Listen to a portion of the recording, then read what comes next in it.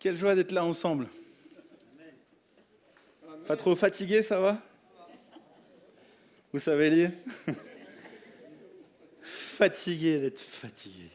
Ça vous arrive, moi, d'avoir ce sentiment-là? Non, il n'y a que moi, ok, ça marche.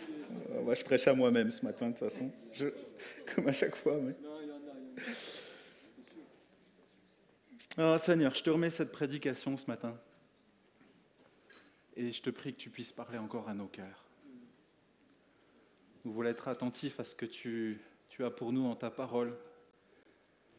Que dans ce message, même si tout le monde connaît un roi 19, qu'il y ait quand même des petites choses que tu viennes remettre dans nos cœurs, Seigneur, ce matin. Merci encore parce que ta parole est vivante. Et que par ton esprit, tu renouvelles les âmes ce matin. Amen.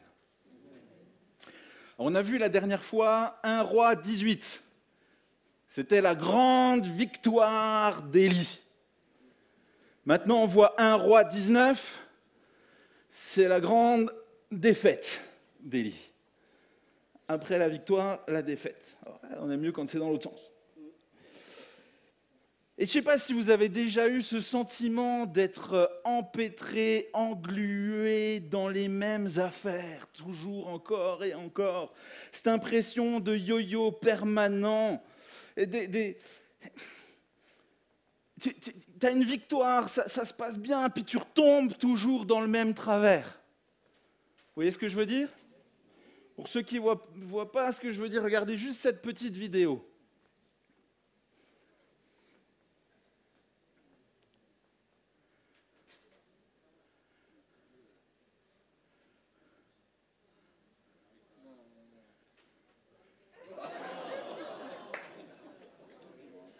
Franchement, on n'est pas comme ce mouton des fois? Où t'es là, t'as Dieu qui nous sort de nos ornières, de nos trous, et on est là, wouhou! Au secours! Combien de fois cette vidéo oh là là là là, mais c'est tellement ça des fois. À qui se sent comme ça des fois à main levée? Ouais. A priori, tu peux dire à ton voisin, j'ai les mêmes combats que toi.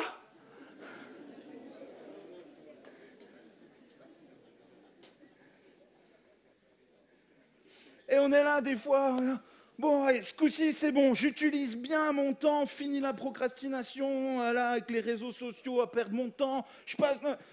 Puis tu rentres le soir chez toi, t'es crevé. Puis au bout de 2 heures, ah mince, je suis trop fatigué pour lire ma Bible. Pourtant, je te l'ai promis ce matin. Hein. Combien de fois tu es là avec ton addiction, tu es là, tu sors, là, victoire, j'ai bon, là j'ai tenu bon, puis 2 jours après, bam.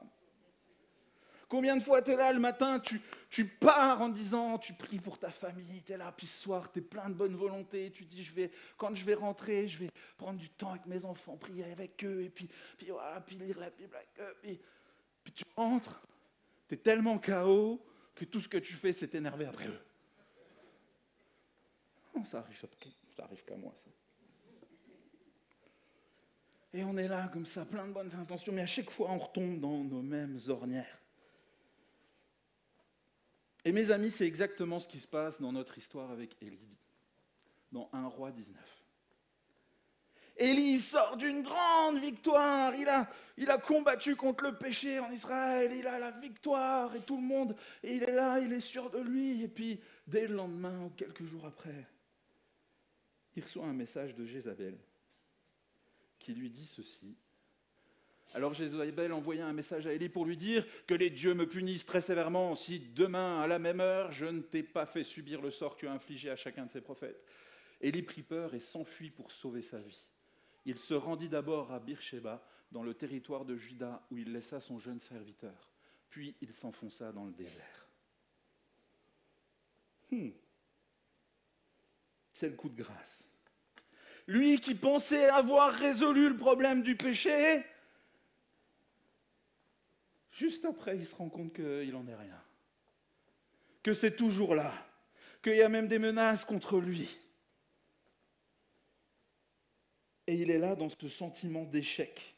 Et nous, des fois, c'est pareil, on est là, mais pourtant, je suis chrétien, Christ a donné sa vie pour moi, je suis sauvé, et puis il y a le Saint-Esprit, puis Puis, pourquoi je retombe encore et encore? Pourquoi j'arrive pas à me débarrasser de ces choses?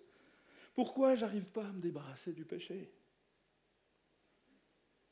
Et quand on est face à ce sentiment d'échec, quand on n'a pas eu la victoire qu'on escomptait, la victoire finale, eh bien, ce qui se passe ici, c'est qu'on va très souvent faire comme Élie. On va prendre la fuite.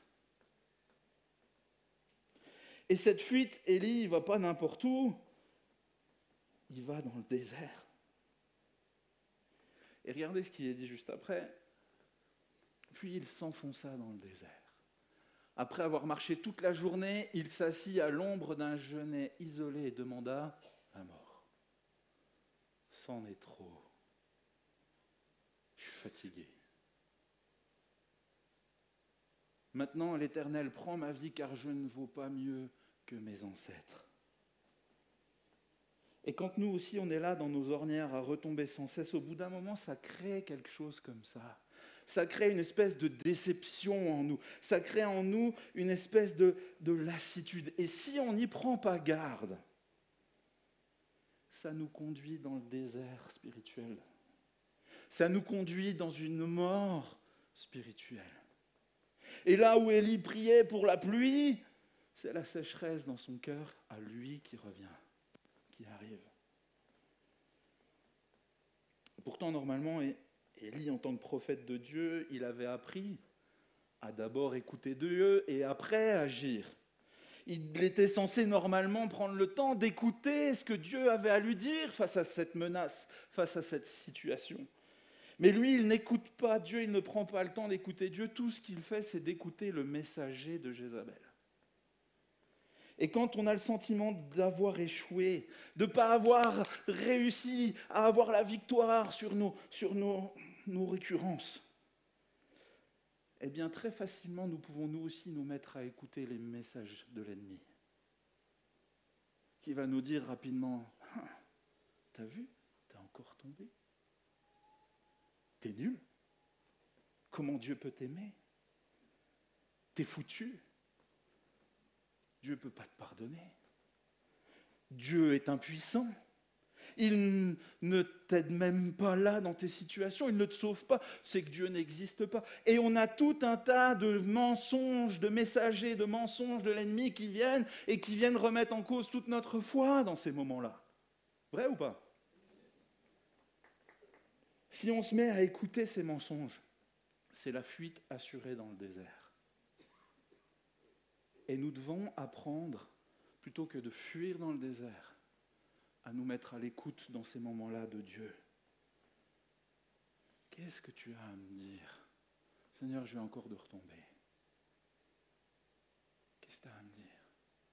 Et j'avais le témoignage d'un jeune chrétien qui était découragé, qui allait voir son pasteur, il n'est pas chez nous, et il disait, je suis là dans mes luttes, dans mes combats, je tombe encore et encore, et je ne sais pas comment faire. Et il y avait ce désespoir en lui qui commençait à naître. Il était dans ce désert, dans cette sécheresse, dans cette mort spirituelle qui commençait à grandir en lui.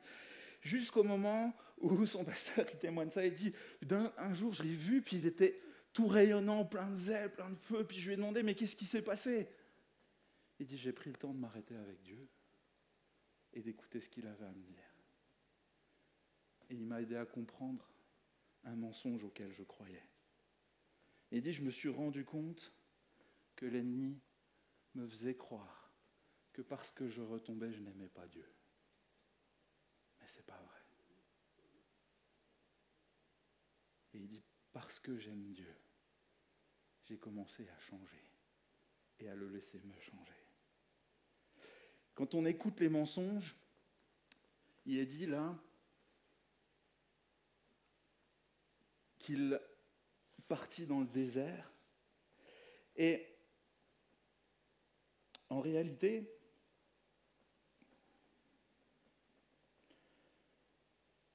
littéralement en hébreu, il est dit, il est parti, enfin il est dit dans le texte, il est parti pour sauver sa vie, mais littéralement en hébreu, ça veut dire, il alla là où le menait son âme. Et mes amis, très souvent, quand on est dans ces situations d'échecs répétés, là où nous mène notre âme, c'est toujours dans le désert. on a le vague à l'âme, comme on dit. Je suis encore tombé. On est comme ça, je fais bien, hein, c'est parce que j'ai l'habitude. Mais que nous enseigne la parole? Ce qu'aurait dû pourtant comprendre et savoir notre cher Élie. David nous enseigne dans les psaumes, parce que David, il a bien connu ça aussi. Il dit, quand c'est le cas, ne te laisse pas piéger par ton âme. Et David, dans ses psaumes, il va dire ça, il va parler voilà, à son âme. Il parle à lui-même, il parle à son cœur. Il dit, pourquoi être abattu, mon âme, et gémir en moi? Arrête, arrête, espère en Dieu, car je le louerai encore. Il est mon salut et mon Dieu. Il proclame qui il est en Christ. Il parle à son cœur, à son âme. Il dit, arrête d'être là, à te laisser abattre, à te laisser morfondre et à aller plus loin encore dans le désert. Il dit, relève-toi. Et des fois, quand tu es là, dans cet échec, puis tu es en train de dire, c'est trop dur, j'y arrive pas. Arrête, mon âme, loue le Seigneur. Amen. Loue le Seigneur dans ces moments-là. Reprends vie, reprends foi. Et on doit apprendre à crier à notre âme. Et le véritable problème d'Élie, c'est qu'en réalité, il était plein de faux raisonnements comme ça. Ça avait beau être un cador de Dieu, il y avait des petites choses à corriger en lui encore. Et tout ce passage dans Élie 19 nous montre un souci. Et il n'en démord pas tout du long, c'est une récurrence dans ce texte. Il va dire, je n'ai pas réussi. J'ai pas réussi à vaincre le péché. J'ai pas réussi cette mission que je m'étais donnée. J'ai pas réussi mon objectif. J'ai pas réussi à amener la victoire. Et de la même manière, nous croyons parfois que nous pouvons régler le problème du péché dans nos propres cœurs. Et t'es là, oh, j'ai pas réussi encore une fois. J'ai pas réussi à pas retomber, j'ai pas réussi à pas scroller, j'ai pas réussi à pas faire. Mettez tout ce que vous voulez derrière. Je croyais que ce coup-ci c'était la bonne, mais j'ai pas réussi.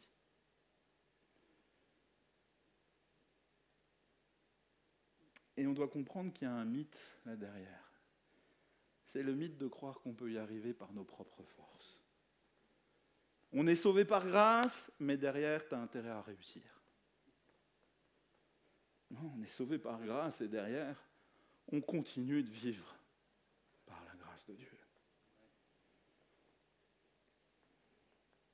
Jésus nous le dit, sans moi, vous ne pouvez rien faire. Paul nous le dit, ce n'est pas par votre force, mais c'est par mon esprit que vous pourrez être transformés, que vous pourrez avoir la victoire.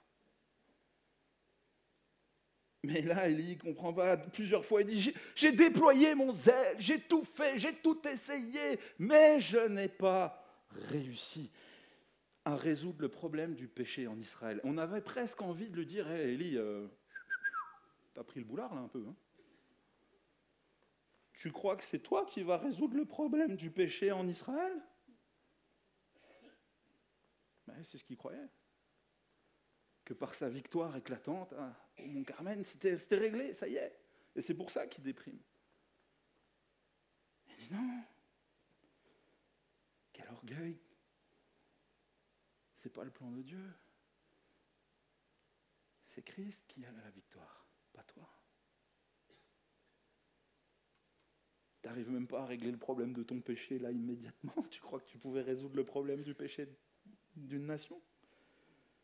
Et bien souvent, nous, c'est pareil. On croit pouvoir, par nos efforts, résoudre le problème du péché en nous. Et on essaye de gérer par nous-mêmes. Et le problème, c'est que quand tu essayes de faire ça, quand tu as cet orgueil de croire que c'est par tes efforts que tu vas y arriver, on finit vite par se comparer. Vrai ou pas? Et on regarde les autres, et on se dit, mais... Soit on se dit, ah mais pourquoi moi j'y arrive pas? Soit on se dit, ah moi j'y suis arrivé et pas eux. Et on sent que lui, Élie, il a cet orgueil. Parce que plusieurs reprises, il va dire moi seul, le vrai prophète, je me suis levé et dressé contre Jézabel. Il ne reste que moi, tous les autres ont fui. Et même dans le texte avant, il était presque moqueur de tous ces prophètes de Dieu qui avaient fui dans des grottes par peur des représailles de Jézabel. Ironique que dans cette histoire, maintenant, c'est lui qui se retrouve dans une grotte à fuir par peur de Jézabel. Là où il se comparait en disant « Moi, je suis meilleur qu'eux », dans le texte juste avant. « Moi, j'ai tenu tête, moi seul. Il ne reste que moi », il dira même dans ce texte-là. Dieu devra lui rappeler, il dit « Non, il ne reste pas que toi, il y en a 7000 autres. Hein. Et tu as fui comme eux. » Et c'est ça qui le déprime. C'est ça que Dieu est en train de pointer et de travailler dans son cœur. Et il dira « Je ne vaux pas mieux que les autres. » C'est ce qu'il finit par admettre. Il dira « Je ne vaux pas mieux que les autres. » Mon ami, si tu es en train de te comparer ce matin, arrête, ça ne sert à rien. Parce que déjà, tu es peut-être te comparer en train de quelqu'un qui dit « Oh, mais lui, il a été libéré de ça, alors que moi, je tombe toujours dedans. Pourquoi lui et pas moi, Seigneur ?» Vous avez déjà fait ça? Si tu le fais, arrête. Ça ne sert à rien. Parce que déjà, tu ne sais pas les 20 ans de yo-yo, de galère, de haut, de bas qu'il a connu juste avant, comme toi. Tu ne connais pas son histoire. Tu regardes et tu focalises peut-être sur, tu mets la loupe sur les 3, 4 trucs qu'il a réussi à vaincre, à surmonter avec l'aide de Dieu. Mais je t'assure qu'il en a 3, 4 autres qui sont toujours là, sur lesquels il n'a pas la victoire. Demande à sa femme et ses enfants, ils vont te dire.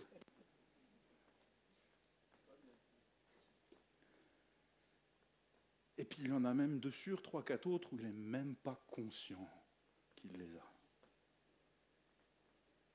Je ne suis même pas sûr qu'Élie était très conscient de sa situation de cœur. Et nous, on est là, des fois, on est un peu comme... Il y a un point noir. Et on ne focalise que là-dessus. Comme si toute notre vie n'était résumée qu'à ce seul point dans lequel je n'arrive pas à avoir la victoire. Et on désespère de ce yo-yo qui est fait, de ce combat qui est fait sur ce point. Mais Dieu dit, oh, tu sais, il y en a plein d'autres que tu ne vois même pas, et dans lesquels tu ne désespères pas, mais dans lesquels je suis toujours en train de te faire grâce. Tu as toujours besoin de ma grâce.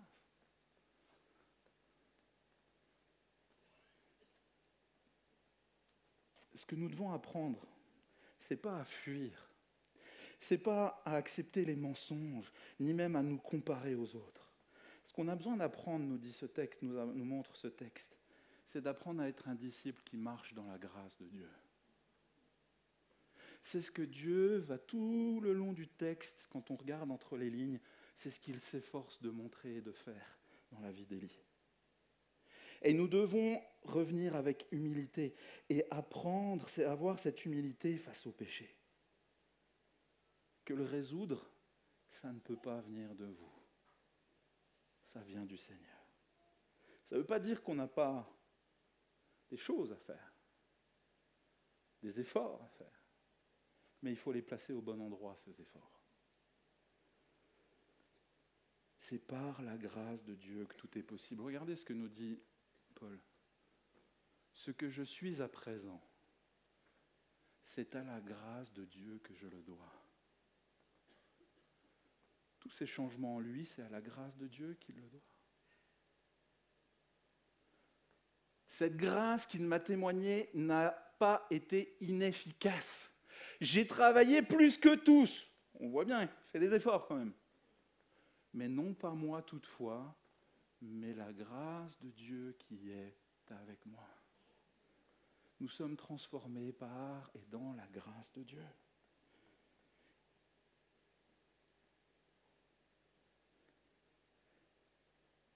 La grâce, c'est cet amour.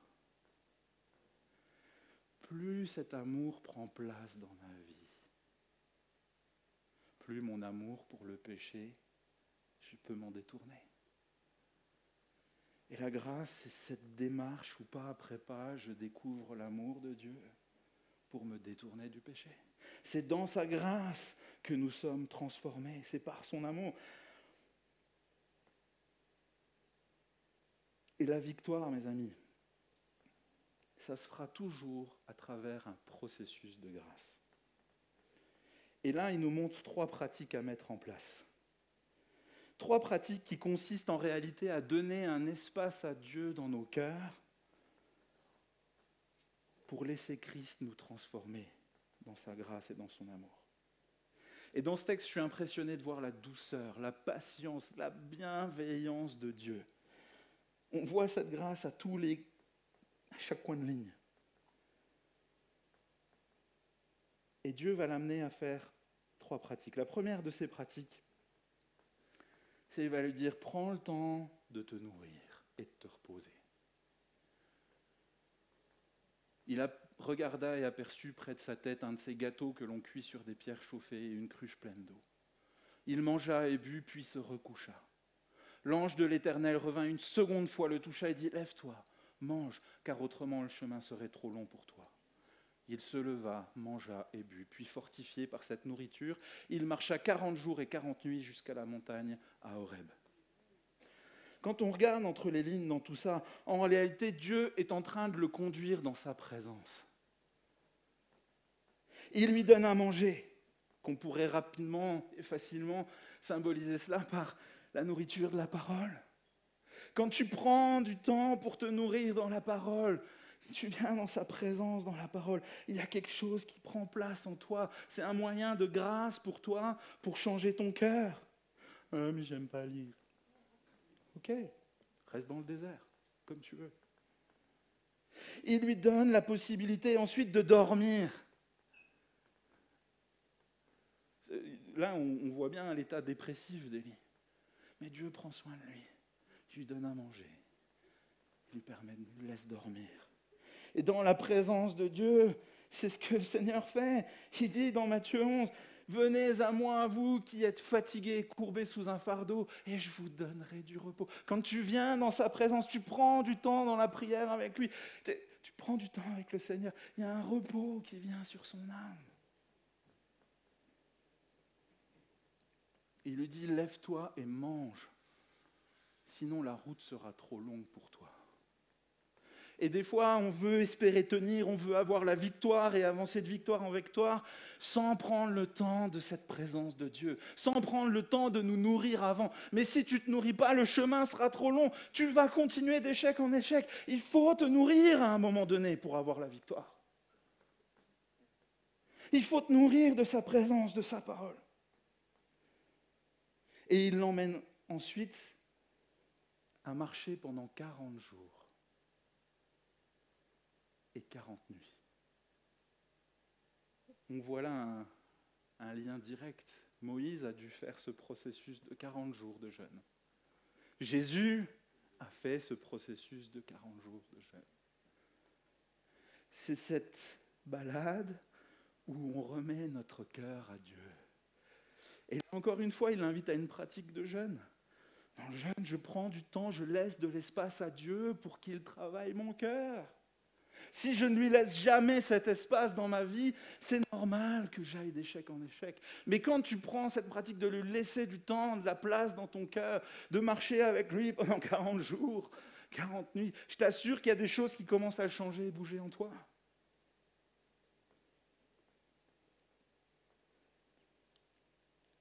Et il l'emmène où? Il l'emmène à Horeb. Horeb, en réalité, c'est le mont Sinaï et il est appelé, c'est le lieu de la rencontre. Il prend du désert, Élie. J'ai pas réussi, j'ai pas réussi à vaincre le péché. Mange, marche avec moi, je t'emmène à ma rencontre. Parce que c'est dans cette rencontre qu'il y aura la victoire.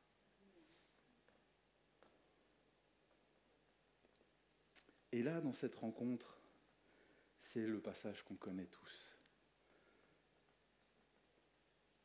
C'est là où il y a un changement qui prend place.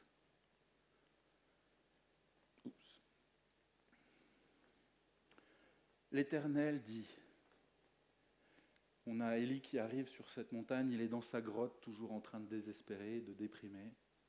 J'ai toujours pas réussi. Et l'Éternel dit, sors et tiens-toi sur la montagne devant l'Éternel. Viens à ma rencontre, je vais venir te voir. Et voici que l'Éternel passa devant lui, soufflait un vent si violent qu'il fendait les montagnes et fracassait les rochers, mais l'Éternel n'était pas dans l'ouragan. Après l'ouragan, il y eut un tremblement de terre, mais l'Éternel n'était pas dans ce tremblement de terre. Après cela, il y eut un feu, l'Éternel n'était pas dans ce feu. Enfin, après le feu, ce fut un bruissement doux et léger. Et dès qu'Élie l'entendit, il se couvrit le visage d'un pan de son manteau et sortit se placer à l'entrée de la grotte. J'aime ce passage. Élie doit avoir une démonstration de comment Dieu se manifeste dans sa vie. Parce qu'Élie a connu l'Éternel avec le vent violent qui fracassait les tremblements de terre. Élie a connu le feu, c'était juste sa victoire d'avant. Dieu a envoyé le feu, il était présent dans ce feu. Et il dit, il y a une facette de moi que tu ne connais pas encore, Élie. Et c'est pour ça que tu es dans la déprime aujourd'hui. C'est ma grâce. Tu as besoin de ma grâce. Ce bruissement doux et léger. Ou si tu ne prends même pas garde, tu vas passer à côté. Et des fois, on est là, nous, dans nos milieux charismatiques, où on aime et on veut le feu, le tremblement dans nos soirées louanges. Wouhou! Et on aime quand Dieu est présent, comme ça, hein, ça déménage, ça remue. Mais est-ce que tu as appris à apprécier ce bruissement doux et léger du Saint-Esprit en toi, dans ton quotidien, dans la réalité de cette marche quotidienne où le Saint-Esprit est là, dans sa grâce, et transforme ton cœur petit à petit. Parce que là, il faut aller à sa rencontre.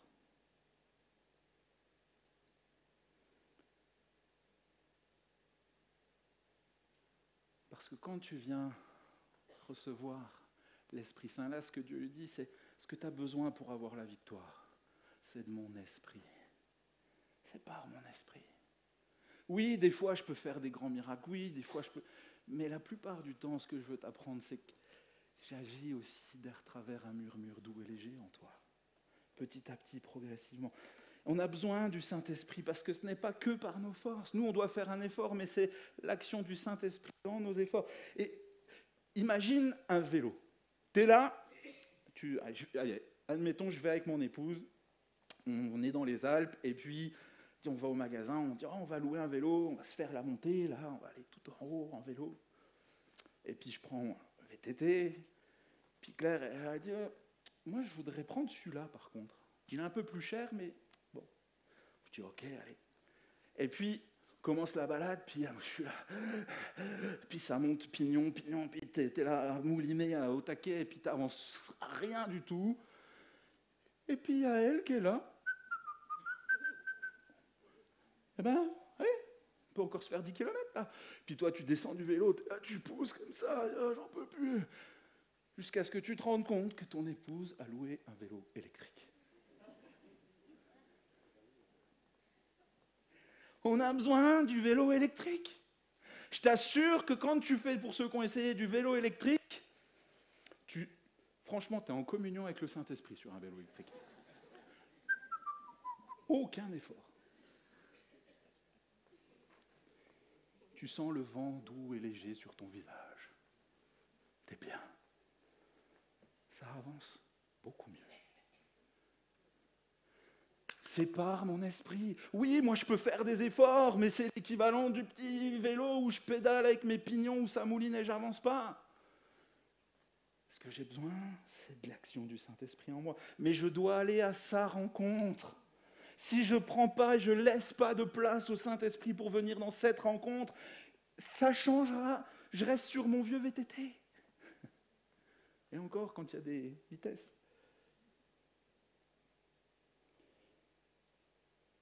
Et puis, il y a une troisième pratique que Élie doit apprendre. C'est la pratique de la repentance. Et Dieu va lui demander à 2 reprises que fais-tu ici, Élie ? Il répondit, mais j'ai ardemment défendu la cause de l'Éternel, les armées, les Israélites, ils ont massacré, je suis le seul qui reste, et les voilà qui cherchent à me prendre la vie. Lui, 2 fois, il fait la même réponse, il pige rien. Que fais-tu ici, Élie ? C'est la même chose que Dieu dit à Adam et Ève. Vous êtes où, là, quand vous êtes cachés ? Que faites-vous ici, là ? C'est la même chose qu'il dit à Caïn. Que fais-tu, là ? Le mal est tapis à ta porte, tu ne vois pas ? Que fais-tu ici ? Cette question-là, c'est une question rhétorique, il sait très bien, Dieu. Mais c'est une question bienveillante d'amour qui aide et qui permet à Élie de se remettre en question. Qu'est-ce que tu fais, là, quand tu es encore tombé ? Puis que tu es dans ton désert, dans ta grotte, puis que tu es là à te morfondre. Que fais-tu ici ? C'est une invitation à la repentance. Et la grâce de Dieu, c'est cette bienveillance, que quand on vient à lui, on dit « Seigneur, je te demande pardon, je n'ai pas réussi. » Encore une fois. La grâce, c'est cette opportunité que Dieu nous pardonne, nous relève et dit « Continue, persévère. »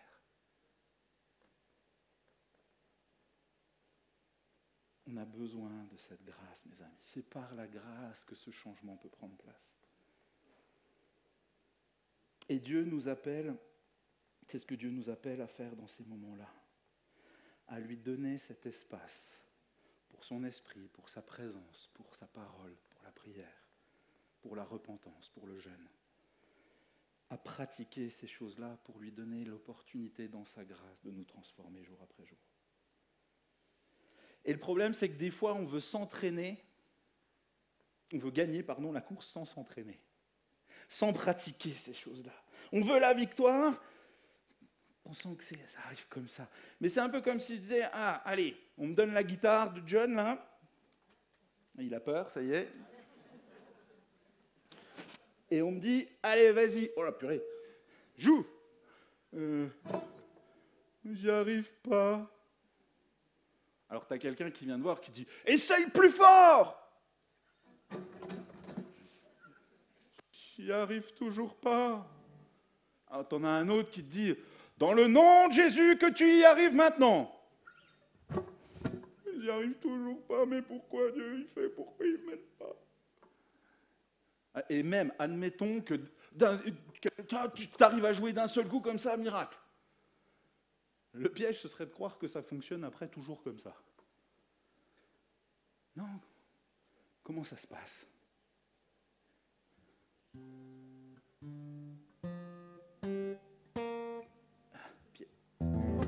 Mince, raté.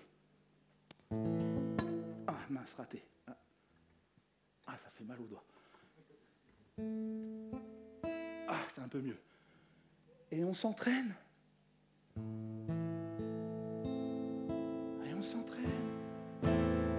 Puis au bout d'1 an, 2 ans... Oh Seigneur, merci, j'ai la victoire!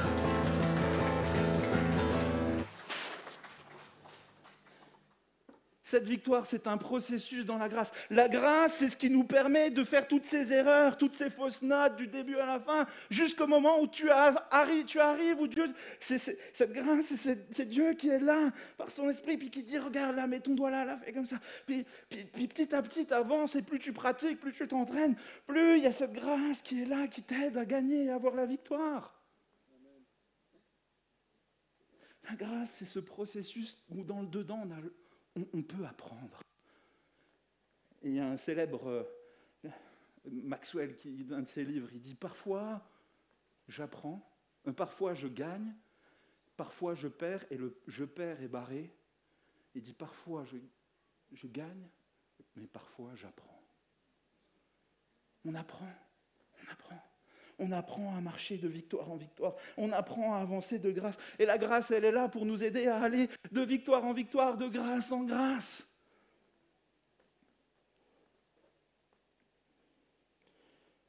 Et des fois, si tu as encore des rechutes, c'est pas que tu n'es pas capable, c'est pas que tu n'aimes pas Dieu, mais c'est que tu as encore besoin de pratiquer.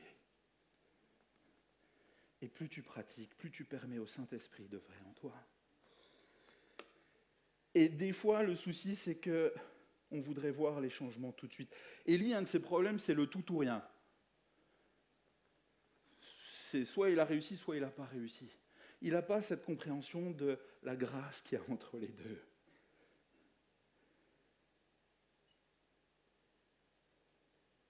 Et pourtant, Élie va l'apprendre. Les changements que Dieu va permettre en lui, ils sont minuscules. Pour un gars qui a la foi, pour faire tous les miracles qu'il a fait, tu te dis, purée, là, même moi, je vais plus vite que lui. Regardez ce qui se passe. Il y a ces changements qui s'opèrent de manière minime. Mais il met en pratique ce que Dieu lui demande. Dieu lui donne à manger, et il est dit, il se lève, et il mange. Puis il se recouche. Dieu lui ordonne à manger, et il lui dit de marcher, d'aller faire cette marche. Il se lève, mange, et il marche. Puis il se retourne dans la grotte. Et dans la grotte, Dieu lui dit, sors à ma rencontre. Et au début, il ne sort pas. Il n'obéit pas tout de suite. Mais quand il y a le murmure qui passe, il est dit, il se lève et il sort à la rencontre. Il fait des petits pas de foi, des petits pas d'obéissance. Il met en pratique, il s'entraîne de nouveau petit à petit. Et il y a la vie qui reprend en lui. Et des fois, on oublie qu'il y a un processus qui est là. Un peu comme ma fille qui vient me voir tous les 2 jours en ce moment, qui me dit « Papa, tu me mesures ?» Alors on mesure, ça n'a pas bougé. 2 jours après « Papa, tu me mesures ?» Ça n'a toujours pas bougé. « Ouais, mais il faut mesurer quand même. » Ok. C'est vrai que des fois, il y a des poussées de croissance. D'un seul coup, il y avait le t-shirt là, il est passé là, presque du jour au lendemain, tu ne comprends pas ce qui s'est passé. Il y a la voix qui a mué d'un coup. Il y a des pics de croissance, c'est vrai. Mais la plupart du temps, c'est une croissance lente, progressive. Tout simplement ici parce que l'idée, ce n'est pas juste d'enlever un problème, mais c'est de réorienter notre cœur pour l'amour de Dieu. C'est que notre cœur, ce n'est pas juste Dieu qui te force à aimer Dieu d'un coup. Ce que Dieu veut, c'est que toi, progressivement, tu apprennes à l'aimer pour qui il est et à te détourner du péché. Et ça, oui, ça prend un peu de temps, des fois. Et le problème, c'est pas que j'aime pas Dieu. Le problème, c'est que j'aime encore des fois bien le péché. Et il y a un entraînement progressif à réorienter notre cœur dans la bonne direction.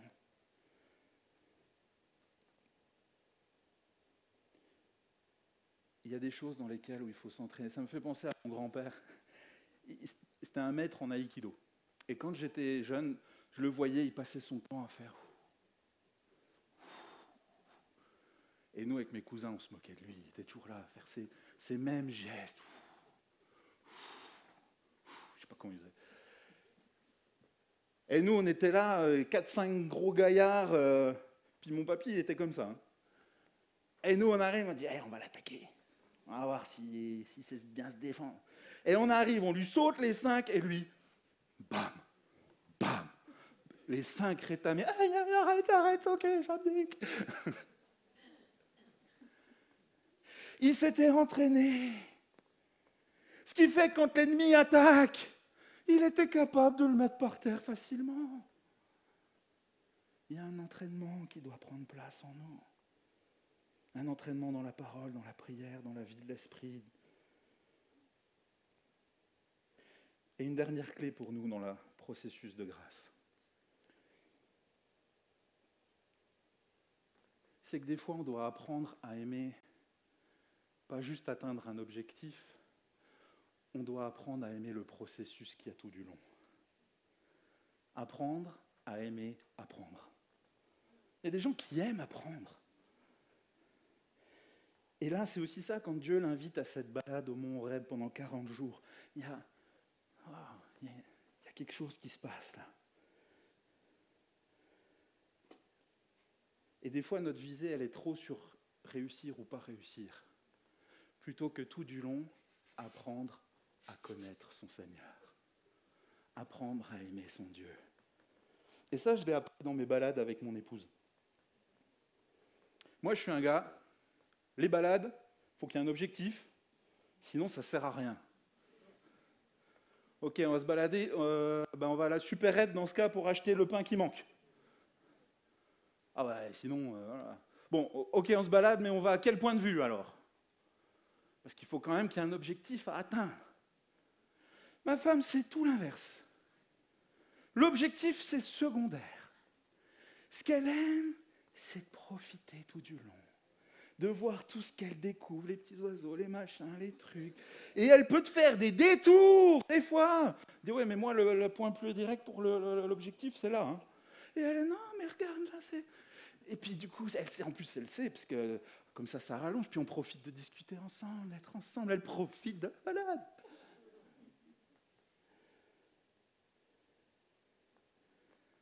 Et on doit apprendre ça.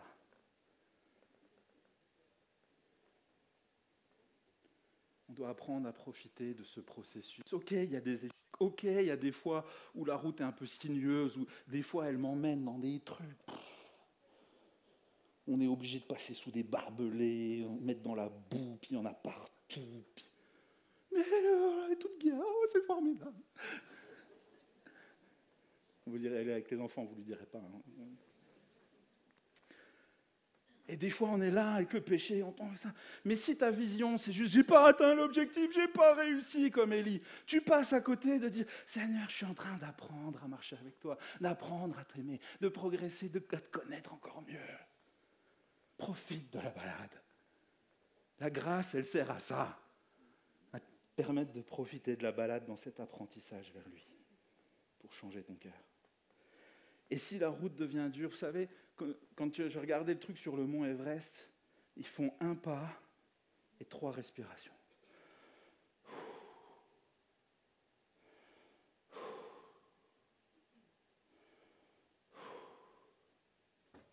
Alors c'est sûr qu'à ce rythme-là, tu n'avances pas vite. La balade, elle est longue. Mais il y a des moments où tes combats sont rudes, où le yo-yo est encore plus fort que d'habitude.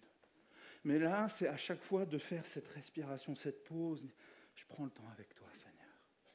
Je viens à toi, remplis-moi, Saint-Esprit. Je prends le temps dans le jeûne, la prière, ta parole. Et là, tu as la force de faire le pas suivant. Et des fois, nous, on voudrait monter l'Everest sans faire ça. Ceux qui y sont essayés, ils sont tous morts. Est-ce que l'équipe de louange peut venir ? Mes amis, Élie finit dans cette caverne.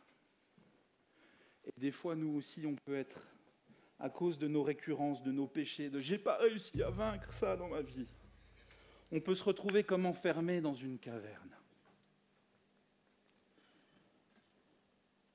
Et cette caverne, elle symbolise tout ce qui est sombre, tout ce qui est noir, tout le péché, tout ce qui ne marche pas. Et c'est comme s'il était bloqué dans cette caverne. Qu'est-ce que tu fais, Élie, ici? Qu'est-ce que tu fais, Jacques, ici? Qu'est-ce que tu fais, ici? Viens, sors à ma rencontre. Sors à ma rencontre, lui dit le Seigneur. Et je veux te dire une chose, si tu as l'impression d'être dans ce yo-yo comme pris au piège dans cette caverne, tu n'es pas otage de cette caverne. Comprends ce matin que tu peux faire demi-tour et sortir de la caverne. C'est ce que Jésus-Christ a fait à la croix. Il te permet de sortir de la caverne, de ne pas te laisser être emprisonné et être esclave du péché. Tu n'es plus otage du péché. Tu peux sortir de là par son sacrifice à la croix. Et ce que nous devons apprendre, c'est à marcher dans la grâce, c'est aussi d'apprendre à marcher dans la victoire que Christ nous a donnée à la croix. La victoire, il te l'a déjà donnée. Elle est déjà acquise. Reste pas dans la caverne. Jésus dit, j'ai déjà vaincu le péché pour toi. Imagine, t'es là, une équipe de basket, pour nos amis basketteurs. Il reste 10 matchs. T'en as déjà gagné 50. Tu sais que même si tu perds tes 10, tu es déjà vainqueur. Tu as déjà la coupe. Ça change tout. Tu n'as plus le même stress, tu n'as plus la même pression. Bien sûr, tu vas continuer d'essayer de gagner tes autres matchs. Mais c'est plus pareil. Quand tu sais que tu marches dans la victoire, c'est plus pareil. Tu sais, ce match-là, on l'a perdu. C'est pas grave, la victoire, je l'ai quand même. Puisqu'on a gagné, il y a la victoire. Tout le reste a été vaincu déjà, a été gagné. Mes amis, si tu te dis ce matin, j'ai pas réussi, entends le Seigneur qui dit oui, mais moi j'ai réussi. Sur le mont Carmel, tu as eu une belle victoire. Sur le mont Horeb, tu as découvert ma présence. Mais sur le mont Golgotha, j'ai vaincu le péché pour vous. Venons au pied du Seigneur, venons au pied de la croix ce matin. Est-ce qu'on peut se lever ?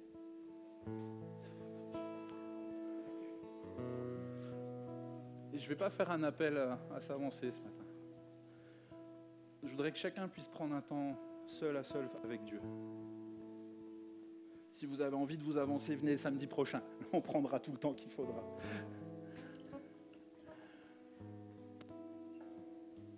Mais ce matin, juste, tu peux poser la main sur ton cœur.